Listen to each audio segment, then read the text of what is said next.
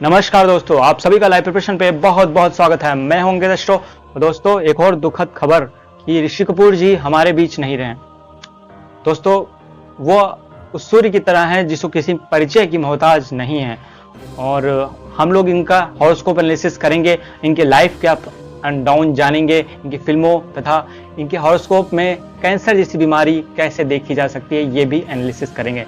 दोस्तों, इसके पहले मैंने जो वीडियो कल बनाई है इरफान खान जी के बारे में, तो उसमें कुछ लोगों को आपत्ति है कि अच्छे कमेंट्स नहीं आए थे तो यूट्यूब ने उनको डिलीट कर दिया, क्योंकि मैंने देखा कि वो लोग कह रहे हैं कि हॉरोस्कोप ये नहीं है। दोस्तों, बहुत सारी ऑथोराइज्ड जो साइट हैं, जैसे टॉप मोस्ट जो इंडिया की साइट है उसमें एस्ट्रोसेक जैसी, उस पर भी फेक हॉरोस्कोप पड़े रहते हैं। क्योंकि आप सेलिब्रिटी हॉरोस्कोप में जाएंगे तो आप देखेंगे कि सभी की टाइमिंग लगभग 12 बजे लिखी हुई है, तो ये फेक होते हैं, ये आपके अप्लीकेबल नहीं होता। जो व्यक्ति पे अप्लाई हो समग्र रूप से दोस्तों देखना होता। कुछ लोगों ने मुझसे किसी चीज पे कमेंट किया था, तो हॉरोस्कोप के मैंने बस 2 पॉइंट बताए थे जो उनकी मृत्यु की ओर संकेत करता है। बाकी कुंडली को पूर्ण रूप से एनालिसिस करना अनिवार्य है।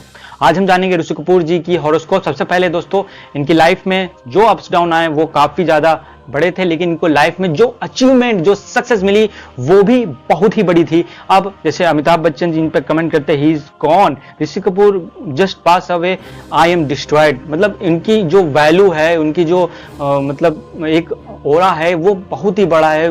वो हम लोग कैसे जान सकते हैं हॉरोस्कोप देख के? सबसे पहले हम हॉरोस्कोप अगर देखें तो वृष लग्न से कुंडली शुरू होती है। वृष लग्न का स्वामी जो होता है वो शुक्र होता है 2 नंबर। यहाँ पर किसी का भी कोई नंबर लिखा हो सकता है, तो 2 नंबर शुक्र जो है ब्यूटी का लॉर्ड होता है, एक्टिंग का लॉर्ड होता है और किसी भी चीज में मैग्नेटिज्म जिसमें होता है, जिसको देख के आप कहें वाह क्या बात है, उन सब चीजों को लॉर्ड होता है। तो इनके अंदर वो जो चेहरे का फेस आकृति थी, जो हल्का सा हष्टपुष्ट शरीर, वो शुक्र के प्रभाव को पूर्ण रूप से दिखाता है। शुक्र इनका कुंडली में जाके 5वें भाव में बैठ गया, ये बहुत अच्छी कंडीशन है, क्योंकि लग्न का स्वामी जब त्रिकोण में होता है तो काफी ज्यादा लाभ होता है और व्यक्ति को प्रॉफिट भी बहुत ज्यादा होता है। अगर हम देखें तो इनके कर्म भाव का स्वामी भी, मतलब शनि भी साथ में बैठा है, जो कि कर्म भाव का, क्योंकि इनका करियर भी उससे रिलेटेड था, शुक्र से रिलेटेड था।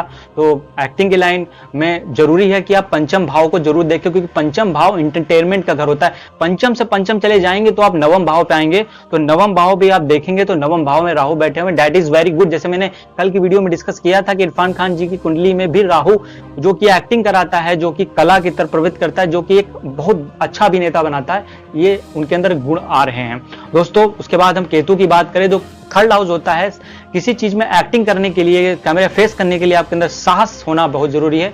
उसके लिए केतु आप देखिए वहां बैठा हुआ है, वहां राहु दृष्टि डाले। राहु एक दुस्साहसी ग्रह है, जो अगर सीमित हो, कंट्रोल्ड हो, वो आपको अच्छी मात्रा में साहस भी देता। साथ ही 7वें भाव में इनका देखिए स्वग्रही मंगल बैठा हुआ है। ये मंगल इनको जबरदस्त साहस देता है, जबरदस्त एक बोलने की एबिलिटी देता है, इमोशंस में कमांड देता है। ये सारी एबिलिटी की बाखूबी नजर आ रही है कुंडली में। अगर हम आगे बात करें तो जुपिटर जो कि 12वें घर में बैठे हैं, वहां से दृष्टि डाल रहे हैं आपके रोग वाले भाव में, तो ये तो इनके लिए बेहतर है। लेकिन क्या रीजन है कि इनको कैंसर जैसी बीमारी हुई?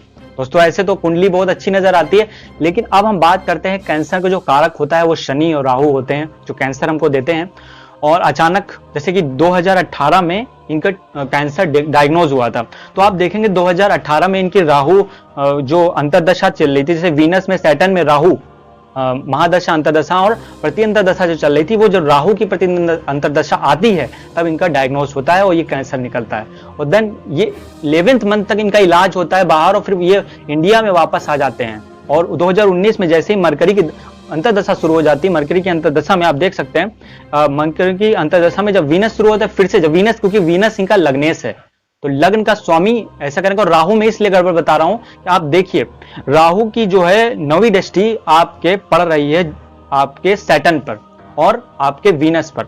सैटर्न जो कर्म भाव का स्वामी है, दूसरा वीनस, तो ये इसीलिए ये राहु जो उनको दे रहा है, क्योंकि सैटर्न तो साथ में बैठे, थोड़ा कहीं ना कहीं ये चीज देता ही है, लेकिन उतना नहीं बढ़ता। राहु ने साथ में दृष्टि भी डाल दी और राहु की अंतर प्राण दशा भी आ गई। अब इसमें क्या बेसिक पॉइंट है कि जब ये सही हो गए, वापस आ गए, अब इनके कुंडली में ऐसी चीजें क्यों घटित हो गई?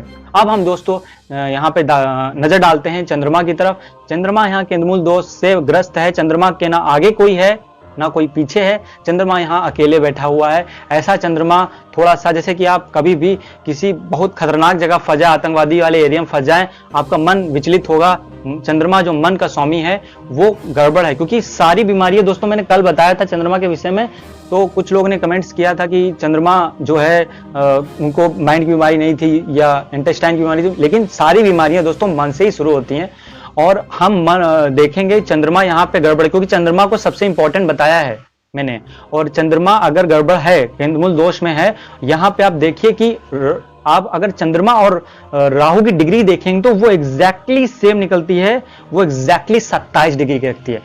अब कोई भी ग्रह जब एग्जैक्टली सेम डिग्री पे आता है तो उसको कहीं ना कहीं एक्सेस में सेम आ जाती है, इनकी एक्सेस सेम होती है, क्योंकि बाउंड्री, आसमान में कोई बाउंड्री नहीं है एस्ट्रोलॉजी की, ये राशि है, ये राशि है, यहाँ ये स्थित है, वो जस्ट प्रभाव है, वो जस्ट एनर्जी का इफेक्ट है जो हमारे सारे सातों चक्रों में असर करता है और हमारी पूरी भाग्य की रेखाएं या हमारे कर्म इन सबको प्रभावित करता है। हम कभी कभी अपने भाग्य को बदल लेते हैं और कभी कभी उनके अनुसार चलते हैं, यह सब हम पे भी डिपेंड करता है ये सारी चीजें, क्योंकि जितना हम लोगों का भाग्य हम पे असर डालता है उतना हम अपने आप को, हमारे अपने कमांड से, डिसीजन से भी बहुत कुछ बदल सकते हैं दोस्तों। इसके अतिरिक्त दोस्तों जो मैंने बात बताई कि चंद्रमा और राहु 27 डिग्री के एग्जैक्टली है, वो अगल बगल बैठे हुए हैं तो उनको कहीं ना कहीं इन्फ्लुएंस पड़ता है, लेकिन 9 डिग्री और बाकी ग्रहों की डिग्री भी इसी ओर इशारा कर रही है दोस्तों। इसके अतिरिक्त इनको जो सूर्य बैठा पूर्व फाल्गुनी नक्षत्र में बैठा है, जो कि व्यक्ति को एक कलाकार बनाता है। जो शुक्र का नक्षत्र है, नक्षत्र देखना बहुत जरूरी है, ये डीप स्टडी किसी भी ग्रह के बारे में बताता है। और अगर हम बात करें पूरे ओवरऑल इसकी जबरदस्त सक्सेस, क्योंकि कुंडली में बहुत सारे ग्रह जबरदस्त असाधारण सफलता की ओर इशारा करते हैं। दोस्तों ये था quick and short video. Rishi Kapoor जी को मेरा सादर प्रणाम दोस्तों। और अगर आप इस वीडियो पे पहली बार आए थे, चैनल पे पहली बार आए थे, तो हमारे चैनल को सब्सक्राइब कर सकते हैं, जिसमें हमारी एस्ट्रोलॉजी और पामिस्ट्री रिलेटेड वीडियो आपकी नोटिफिकेशन आप तक पहुंच सके। आगे किसी और वीडियो में हम लोग मिलते हैं, तब तक अपना ख्याल रखिए। Stay home. नमस्कार दोस्तों।